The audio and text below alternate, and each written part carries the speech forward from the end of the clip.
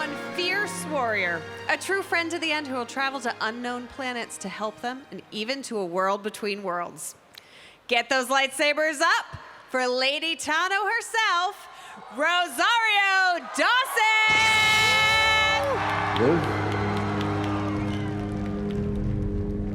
Live or die? I choose to live.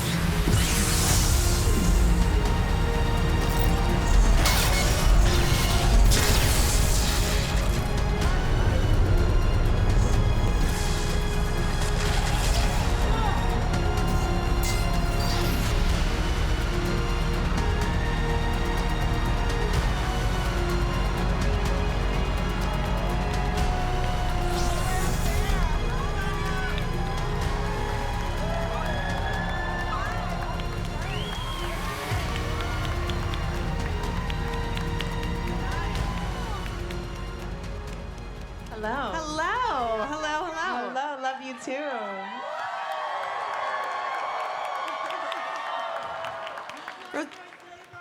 Rosario, I don't know if you planned this, What? but your footwear here perfectly Yes. matches a Lady Tano herself right up here in the front row. Did you see this?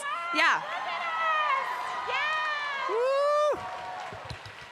Clearly she got the text. Gorgeous. Mm.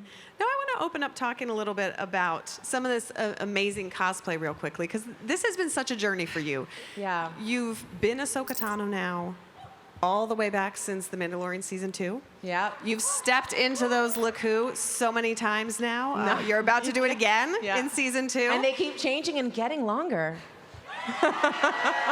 Whoa. But how does it feel for you then when you're used to seeing your own face in the mirror reflected as Ahsoka Tano, but then you see Ahsokas from all over the world walking towards you at places like Star Wars Celebration? I am always so impressed because, I have a whole team getting me ready, and the incredible details and reinterpretations that you see. And folks get really, really into it, sometimes very specific to be exact, or sometimes doing a completely different look. Like I met this woman who does Wonder Ahsoka, and it's a mixture between Wonder Woman and Ahsoka, and it really works. And I voice Wonder Woman as well, so for me it was an awesome mashup. That was my favorite mashup, I have to say, Wonder Ahsoka. I love that. I love that. Does it get any easier for you as Ahsoka Tano on Ahsoka, the series, to get into that makeup day in, day out? Does it become something that you get it down to a quick transformation, or it's always a journey with your team? It's pretty long now at the moment. We're trying to get it back down. It took about 6 hours to get ready the other day. It was like, okay, but we have gotten it to an hour and a half before, so I think we're gonna get back down there again. But we keep changing things up, and I think it's gonna be very interesting. The hardware is, it started off as foam before, and it was very heavy and very dense and shorter, but we couldn't do any, it was so heavy. And now they've got this almost like skeleton that's in the inside. It's a 3D printed skeleton with the skin over it that is so soft, can I just say? I'm just constantly just stroking my hair kind of thing all day long. He's like, why are you doing that? I'm like, I'm just petting myself. It's just something you do when you're, Ahsoka Tano, I guess. I don't know. It's really remarkable, the technology that's gone into it. And I was filming it the other day, because when you look at it, the textures and the colors and even these little flecks it just looks so alive. It's so special how each department takes on, everything that they're doing to the best of their ability and the most advanced. And we couldn't have done that in the first episode. It's really cool to kind of see what it's graduated to. So I know we're doing some more tweaks now, and I'm very excited to share it with y'all. Yeah. I can't wait to see it. I can't wait to see the next incarnation, the evolution of Ahsoka Tano. Yes. Now, I know it does take that village to get you into prep, into production, fully into Lady Tano's gear. But what excites you, as the actor behind her, every time you get to step into this role again? You've had a chance in Mandalorian, in Book of Boba Fett, and then, of course, in Ahsoka. For me, I think the very first one, I actually was looking at pictures and the very first iteration that we did in that first fitting with Shauna. And I remember, she was so excited. I was so excited. I was doing jumping jacks in the trailer. And I was like, they're going to fire me because I am being way too much of a fangirl. But it was so special because it was a new costume.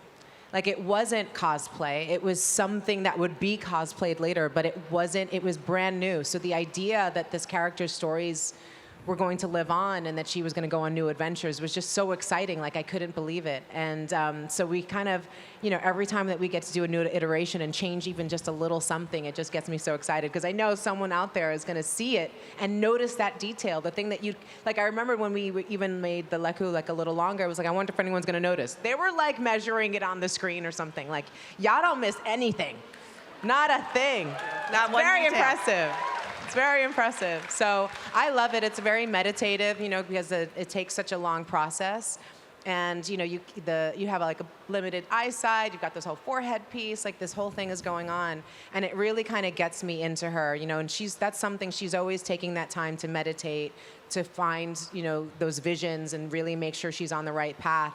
And it's a very, as that process of getting into her look is getting into her zone.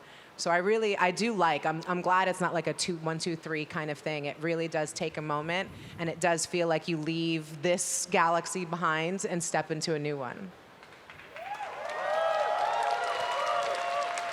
Speaking of leaving this galaxy behind, stepping into a new one, I want to talk a little bit about from Ahsoka Season 1, when you get to step into the world between worlds and reunite Snips with her Sky Guy, also known as Anakin Skywalker. Hayden Christian himself.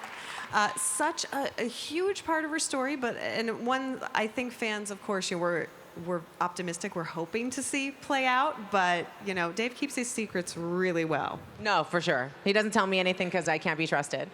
Yeah. He doesn't tell me anything either. I don't know how our season ends now. I haven't even read all the episodes. He's tweaking it as we go along. He changes things. I can't be trusted. You'll find out when you watch it, I guess. Yeah, I'll find out when I'm doing it. I'll be like, what are we doing today? Okay, cool. But take me back for a minute to when you were shooting the World Between Worlds scenes. Yeah, that was actually really interesting because most of what we were filming was on the volume, so you could see every single detail. Everyone in the entire crew could. But in this one, it was just this big platform similar to this, the width of this, with a grating on it with light from underneath, and then just green screen everywhere, so you couldn't see it. And it was really cool because he does this really awesome previs when we're filming. So it's basically almost like a video game animation of each episode that all of the directors gets to watch, so the vision is sort of shared with everyone. And, so we could see what it was going to look like. And I loved when the World Between Worlds showed up in the animation. And, for me, it was such a perfect tether going to Iman's character of Ezra because he's the one who pulled her out of that. And that was the last time that she was there was after a confrontation with Anakin before, which was so poignant because that was the one scene where you saw half of his mask disappear. And you got to have a kind of a glimpse of Anakin through inside of Darth Vader, which was something you never saw. And Obi-Wan did the same thing, but it was the other side of his face, which I thought was cool. So we always talk about that, like how powerful that was, that the only one who ever got to demask him was his son Luke. So to be there in that space with him again is just like, and see him kind of switching between Anakin and Darth Vader is just something we never get to see. And it was just, I remember we were crying on set, the entire crew, we have things filming when it's him walking down the platform and then it's Darth Vader. Like, people were freaking out. Like, we were very, very emotional. And this was a big scene for me to do with Anakin, and for me to do with Hayden, because, we've known each other since we were teenagers and never dreamed that we'd be able to do this. And for Dave, it blows his mind that we know each other that long. So that history, that texture that we get to play with on screen has a very real, history to it and depth to it that we don't have, like, you can't make that up, that we actually remember each other as teenagers.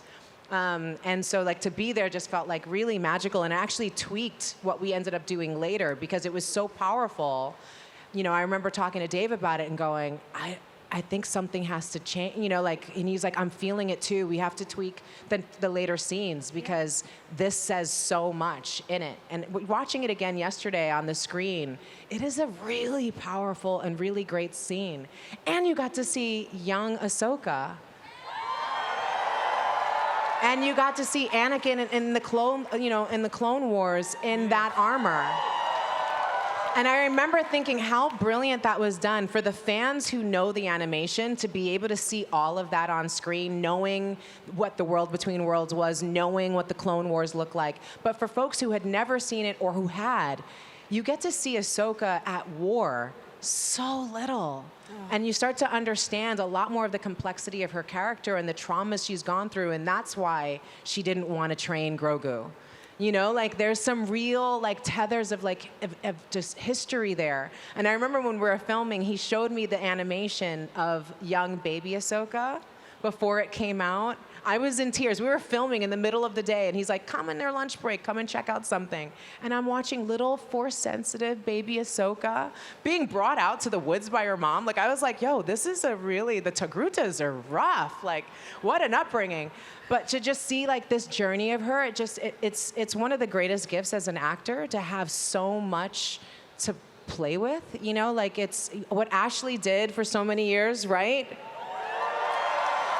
What a performance. I mean, you got to see her from a teenager on, and how she developed and how she grew, and to see her still doing so, that there's still more to learn, I think is one of the most beautiful things about Star Wars. As expert and capable as these characters can be, there's always a challenge before them that could push them, and you never know which way it could push them. Yeah. And so I've been really, really grateful to be a part of this universe and this chapter of her life.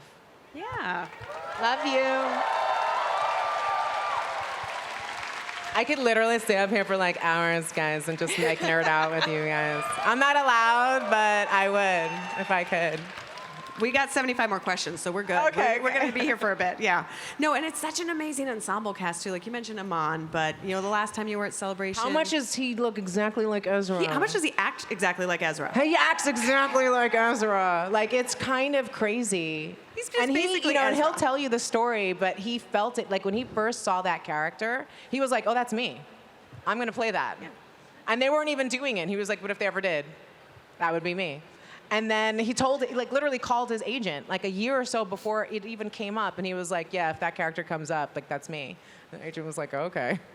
And then sent his tape in, and it really was him. When he grew the beard out and just, oh my goodness, seeing him in the Stormtrooper, Night Sister, all the things. So good. Oh my God, the blue contacts. And he's a tennis guy, so he's incredible with the lightsaber.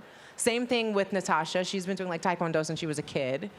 And Shin, can I just talk about Ivana? She is the nicest, sweetest woman, but she is such a baddie. Oh my God. When she turns it on, I'm like, oh, wait, no, it's scary. oh my God, she doesn't blink. No. She doesn't blink. She literally, the fan is going in her eyes, and she's like, I don't know how she does it. She's not crying. I'd be crying. I would be crying. Yeah. No, you must be so excited to reunite with that crew. And Hera. And Can we Hera. talk about And how Hera. absolutely Yes. perfect Mary Elizabeth is as Hera? It's actually ridiculous how wonderful, our crew, we're about to start filming in a week. And I could not be more excited to be reunited with this team. It's such a good group. I'm so excited for you. And Chopper, obviously. Chopper! I love that you guys love Chopper so much. He's such a toughie. I love him. Meep, meep. I love him. Chopper's getting his own fan club over here. There's a chant going. Come on, he's just such a rascal. He is. He's a war criminal, but it's fine. He's a war I guess. criminal. Rosario, you've had, it looks like so many amazing moments while you've been in Japan here Yeah. for Star Wars Celebration. Can you tell us a little bit about the other night when you went to the temple? And it was the past, present, and future of Star Wars all kind of meeting of the minds. What was that like? That must be, that has to be so surreal to be standing amongst those giants. It's insane. It's been, I remember when we did the Mandalorian episode, George Lucas came to visit on set. And he doesn't do that very often. And he was there holding little baby Grogu. And I remember John took a picture of him, and it was blurry, and he posted it online, and it nearly broke the internet. And I was standing right there, and I was like, I got cut out of the shot. They don't know. I'm right there. We were filming the big fight battle with the magistrate, Morgan Elspeth, the great Diana Lee and Asanto, who I got to play with again on Ahsoka season 2, on season 1, and it's just, to be up there, and Andor's I'm so jealous of everyone who got to see the first episode already. When I watched Andor season 1, those last couple episodes particularly, I was screaming at the screen. It is so well written. It is so brilliantly performed. It is so beautiful to watch because the whole depth and the landscape of it is so different than anything we've ever seen. And Rogue One is definitely one of my favorite films. So to think about just that idea of Princess Leia just going, what is this hope? And all of that content being created and expanded upon is just so powerful and just shows you just how much richness there is to this world and universe that we could explore. So to be on stage, to be able to see Ryan and say congratulations, because I know Ryan from way back. I gave him the little leg lamp from A Christmas Story. That's the weird history there. I had one and he wanted it, and I was like, yeah, you got it, dude. You're fine. And all these years later, I'm like, now we're in Star Wars together. This is so cool. And I worked with Diego. We shot a film, Chavez, together that he directed. I know Pedro from way, way, way back as well. His success could not be happening to a better person. I love Pedro. He is such a good heart. And what a brilliant actor. He's been doing it for so long, and now he's Zaddy. Like, that's so cool. How cool is that? I'm so happy for Space Zaddy. That makes me so happy. I was feeling it in my chest. How exciting is this film that's about to come out? Like, Baby Grogu is so incredible. And to see how Baby Grogu has evolved as well. The fact that I remember when I was the one who got to just speak to him and name him to the world. I was like, yes, we're making Ahsoka live action, but that alone is going to be, it's so tremendous. If that's the only thing that I got to do, I was so happy and so grateful. So to be up there with Hayden again, knowing he's coming back for the second season. Yeah. Dave, they've been making these shows now for years. What they've done is just absolutely tremendous, and it just keeps getting better and better. I got to meet one of the cast members again from Skeleton Crew. Those kids are incredible. They're so good. I got into so much trouble going to visit them on set. Oh, no. You're not supposed to cross the streams. That's all right. It's all good. I'm curious. I know we probably can't keep you for all 75 questions, sadly. No. But we've talked through so many amazing things. I'm curious, when you're between seasons, when you're between times when you're playing Ahsoka, what do you take with you from that role, from that character, that takes you forward in your own life? I have to say, I thought a lot about it when I was going into the first season, especially working with Diana Leono Santo, whose father, worked and started a whole dojo with Bruce Lee. And I got to meet Shannon Lee, his daughter, and talk to her a lot about who he was and how he prepared. And we all know that he was physical perfection, right? The level of discipline that he brought to his training and to his work was unparalleled. But he also did that with his mind. She was he had a library of over 1,000 books. He was constantly writing and journaling and just really working on himself spiritually, emotionally, thoughtfully, and physically.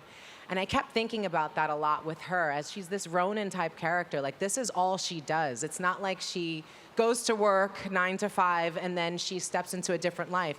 She is always at that top level. And that kind of level of discipline is not possible for me. I'm not that Prince who doesn't own sweatpants. You know what I mean? Some folks do live on that kind of high level all the time, but it stays with me as a thought all the time.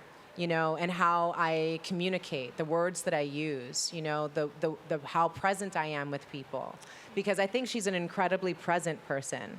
And that's something I put my phone down more. I make sure to really look people in the eye when I'm speaking with them, and I try to take that time. And I love that because that translates so much with how she is with Grogu, how she is with the Mandalorian, how she is with Sabine. Making sure that she's and letting her know that she is good as she is, and to just be the best that she can be. It's not about following perfectly in the steps of anyone else and trying to impress anyone else. It's trying to just be the best version of yourself at all times. And you're not going to do that successfully all the time. But that's when you give yourself grace, And I think that's the thing that I stay with. I meditate more now. I'm more mindful about how I'm eating, I'm sleeping, I'm just taking care of myself because I want to be prepared for anything that life throws at me at any moment and be right there for it. So that's what makes this so special because I'm looking at maybe uncomfortably at some of you directly in the eyes, but I can really see just how present all of you are, and I think it's so special, and I'm so grateful that you're here. We've been looking forward to coming to Star Wars Celebration here for a long time. We are so excited. I know it hasn't happened here in over a dozen years, and I heard a statistic that over 78% of the attendees, this is their first celebration. That's awesome. That's amazing. You're that first. That is so cool, and it's us so cool, I like to say, actually. It's us so cool, and I'm really grateful to be here with all of you, and I'm gonna take all of this energy that you're bringing and putting it into the second season, so own that when you see it. That is So I gotta share it with the crew. They're all so jealous that they're not here, so, but we're excited. It's all such beautiful sentiment. Thank you for sharing that. I think, just being present is such a great thing for all of us to take through. But you know who isn't present? John and Dave. I know. They're not here right now, so you want to tell us some secrets about season 2? Maybe? Wow. We gave away a lot. Zeb's coming back. Woo. Which we feel so grateful he's gracing us with his presence because he's a movie star now. It's kind of a big deal. He's about to be a movie star right now. We said Hayden's coming back, which is very exciting. We've also talked about, it is called Star Wars. We're going to have a pretty significant war, and it's going to be very cinematic. It's going to be really, really beautiful because, Thrawn goes big. Who I also kind of call Zaddy a little bit. Can we just talk about that last episode? And he was like, Ahsoka Tano. I was like, Sabine, go in the back. Yeah, go in the back. He wants to talk to me. He's talking to me. And I think that's going to be really exciting. I know a lot of the fans wanted to see that sort of more moment between Ezra and Hera. But you're about to see them taking this on. It's really, really big. I love that Akbar's coming back. I hope it's not a trap for him. I hope it's not, but I'm getting something in my earpiece. It sounds like Dave's on the phone. He wants to talk to you when we get off of here. So I think we'll let you go after that. But thank you so much for spilling some secrets. We're in can we just say how cool it is that we're in galaxies far, far away now? That is pretty great. That is pretty great. All right. Pretty cool. Literally cannot wait for Ahsoka Season 2. Yeah, me too. We're going to let you go so you can go make Ahsoka Season 2 starting next week. Thank you for coming to the stage. And Star Wars Celebration Live, it's still going. Don't miss it.